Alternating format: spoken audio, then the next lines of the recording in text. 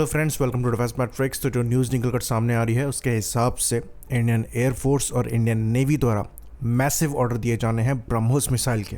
तो एक high level defence ministry की मीटिंग होने वाली है जिसके अंतर्गत ये क्लियरेंस दिया जा सकता है। तो ये चीज़ हम जानते हैं कि ऑपरेशन सिंदूर के दौरान ब्रह्मोस मिसाइल का इस्तेमाल किया गया था और लिमिटेड नंबर में ही ये मिसाइल ओल्ड स्टॉक से फायर करी गई थी जिसने इतनी डिवास्टेटिंग डैमेज करी थी।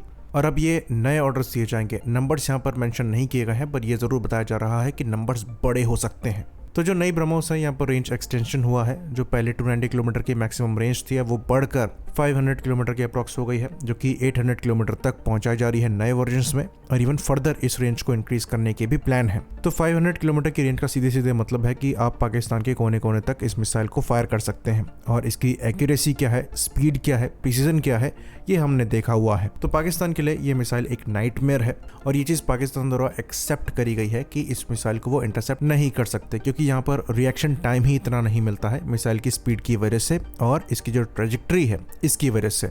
एक राउंड से खासकर लॉन्च होने के बाद जो रिएक्शन टाइम है वो और ज़्यादा कम हो जाता है। तो डेफिनेटली इनको सक्सेसफुली इस्तेमाल किया गया था और इसलिए इनके एडिशनल ऑर्डर्स जो हैं ये एक्सपेक्ट किए जा रहे हैं। साथ ही साथ एयरफोर्स ने हर स्क्वाड्रन में Su-30 MKI को मॉडिफाई किया है ब्रह्मोस कैरी करने के लिए।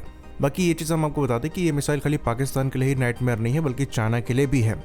पाकिस्तान द्वारा जो चाइनीज एयर डिफेंस सिस्टम्स इस्तेमाल किए जा रहे थे उनके अगेंस्ट में ही ये कारगर साबित हुई थी। बाकी नेवी की बात करें तो ये चीज़ हम पहले भी एक्सप्लेन कर चुके हैं कि जनरली ये मानकर चला जाता है कि इंडियन नेवी काफ़ी लिमिटेड नंबर में ही ब्रह्मोस कैरी करती हैं, जिसमें डिस्ट्रॉयर्स 16 के अराउंड ब्रह्मोस कैरी करते हैं और फ्रिगेट्स द्वारा 8 ब्रह्मोस कैरी किए जाते हैं। इवन जब हमने प्रोजेक्ट 18 की बात करी थी तब भी हमने बताया था कि वहां पर भी पेलोड सिमिलर हो सकता है। तो एंटी शिप में भी ये मिसाइल बहुत ज़्यादा कैपेबल है। ये बात हम आपको बता दें कि ब्रह्मोस मिसाइल जो रशियन वर्जन है जिसे P800 ऑनिक्स कहा जाता है उससे काफी ज्यादा डिफरेंट है। तो ब्रह्मोस मिसाइल दशकों का इवोल्यूशन है और यहाँ पर इंडिया स्पेसिफिक मॉडिफिकेशन किए गए हैं। तो इनिशियली ब्रह्मोस का जो नेविगेशन सिस्टम है वो भी प्रॉपरली वर्क नहीं करता था। स्पेशली जो सैटेलाइट नेविगेशन है उसमें इश्यूज आ रहे थे, जिसकी वजह से एक टेस्ट फेल भी हुआ था।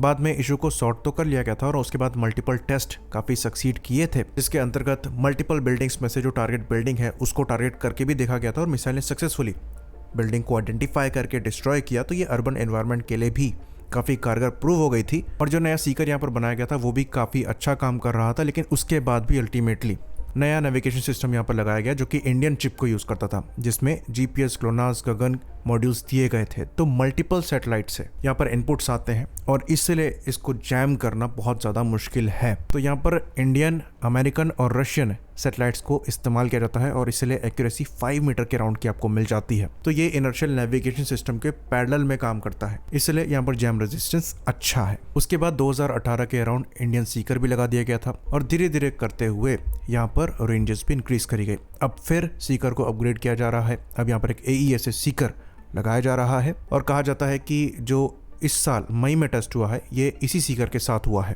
तो जैसा कि हमने बताया इस मिसाइल का इवोल्यूशन हुआ है। जो शुरुआती मिसाइल थी उसको ब्लॉक 1 कहा जाता है। 2010 के अराउंड ब्लॉक 2 का डेवलपमेंट हुआ था और इस मिसाइल में जो खास बात थी वो ये थी कि ये सुपरसोनिक स्पीड में स्टीप डाइव कर सकती है और ये दुनिया की पहली मिसाइल है जो ये कर सकती है। और ये चीज़ इसलिए प्रूव करी गई थी कि अगर लैंड अटैक के दौरान इस मिसाइल का इस्तेमाल किया जाता है और टारगेट पहाड़ के पीछे है तो उसको हिट करने के लिए भी स्पीड में बिना कॉम्प्रोमाइज किए हुए ये प्रिसाइसली टारगेट को हिट कर सकती है अपने पूरे मोमेंटम के साथ। और ब्लॉक 3 में जो मॉडिफिकेशन हुए थे उसके अंतर्गत प्रॉपर लैंड अटैक कैपेबिलिटी इस मिसाइल के साथ आ गई थी, जिसके अंतर्गत ये हाई स्पीड में डिफरेंट मनूवर्स को परफॉर्म करते हुए, डिफरेंट वे पॉइंट से नेविगेट करते हुए टारगेट को स्टीप डाइव में हिट कर सकती थी, जो कि ब्लॉक 2 में ही आ गया था, जिसकी वजह से ये काफी कैपेबल लैंड अटैक मिसाइल भी बन गई थी। तो मेजर अपग्रेड यहाँ पर सॉफ्टवेयर में किए गए थे। तो ये ओरिजिनल P800 से बहुत डिफरेंट है। वर्किंग प्रिंसिपल आप सेम कह सकते हैं, लेकिन मिसाइल की कैरेक्टरिस्टिक्स, परफॉर्मेंस बिल्कुल अलग है। साथ में इंडिया ने इस मिसाइल को बहुत अच्छे से एक्सप्लॉइट किया है, इसलिए इसके मल्टीपल वर्जन्स एग्जिस्ट करते हैं और ये एयर, लैंड और शिप तीनों से लॉन्च करी जा सकती हैं। साथ में इनका सबमरीन लॉन्च वर्जन भी बनाया गया है और फ्यूचर में जो ब्रह्मोस NG होगी वो टॉर्पीडो ट्यूब से भी लॉन्च होने में सक्षम होगी। बाकी परफॉर्मेंस नंबर्स इसके हम जानते हैं। ये मिसाइल करीबन 3 टन वजनी है। एयर लॉन्च वर्जन में करीबन 2.5 टन वेट हो जाता है, क्योंकि वहाँ पर एडिशनल बूस्टर फेस आपको बड़ी नहीं चाहिए होती है। मैक्सिमम रेंज यहाँ पर 500 किलोमीटर तक की बताई जाती है, जो कि जैसे कि हमने बताया एक्सटेंड होकर 800 किलोमीटर और फ्यूचर में 1500 किलोमीटर तक हो सकती है। मैक्सिमम स्पीड यहाँ पर मैक 3 के ऊपर की अचीव करी जा सकती है। ये मैक 3.5 भी कई जगह पर बताई गई है, जो कि हायर सबसोनिक कैटेगरी में इसको लाता है। बाकी एक्यूरेसी बहुत ज़्यादा है, ये 1 मीटर CEB के बताई जाती है और ये इतनी हाई स्पीड में बहुत तेज़ी से मनूवर करती है। और जो सी स्किमिंग कैपेबिलिटी है इस मिसाइल की वो भी अनमैच्ड है।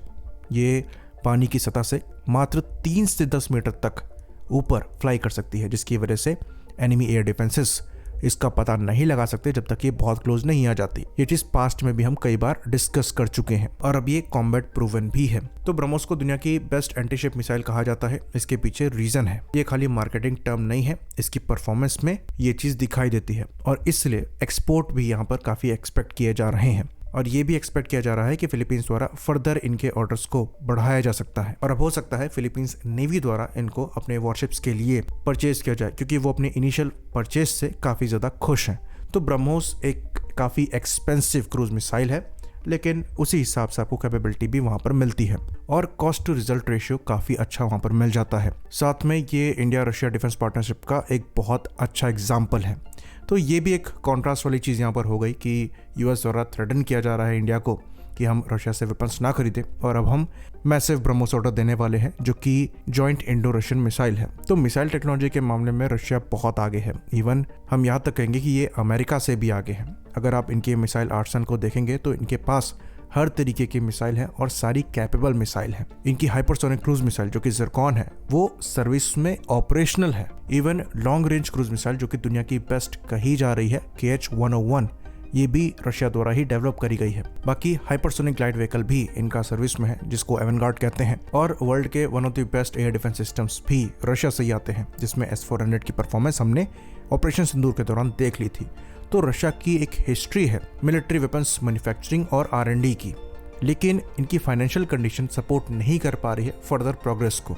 और यहाँ पर अगर इंडिया जैसी कंट्री इनके साथ कोलैबोरेट करती है तो फंडिंग इशू को पीछे छोड़ा जा सकता है और क्रूशल टेक्नोलॉजीज डेवलप करी जा सकती हैं, जो कि दोनों के लिए बेनिफिशियल हो सकती हैं। और जिस तरीके की टेक्नोलॉजीज को लेकर हम रशिया के साथ नेगोशिएट कर सकते हैं वो कोई दूसरी कंट्री ऑफर नहीं करेगी। तो ये मौका है अपॉर्चुनिटी का फायदा उठाने का। अगर हमें आत्मनिर्भर बनना है तो यहाँ पर रशिया हमारे लिए काफी क्रूशल रोल प्ले कर सकता है और रशिया से मिलिट्री रिलेशन धीरे धीरे कम करना समझदारी बिल्कुल भी नहीं थी। तो ये चीज हमने सुबह भी बताई थी कि वो गन जब फायर करनी हो फायर करे, काफी ज्यादा बेहतर है उस गन से जो कि टेक्नोलॉजिकली काफी ज्यादा एडवांस है पर रिलायबल नहीं है। और अमेरिका वही है। अमेरिका के साथ कोलैबोरेशन का मतलब अपनी फॉरेन पॉलिसी को अमेरिका के हाथ में देना नहीं है। ये चीज हमने रशिया यूक्रेन वॉर में भी देख ली थी कि अमेरिका के साथ इकोनॉमी को लेकर भी रिलाय करना कितना ज्यादा डेंजरस हो सकता है।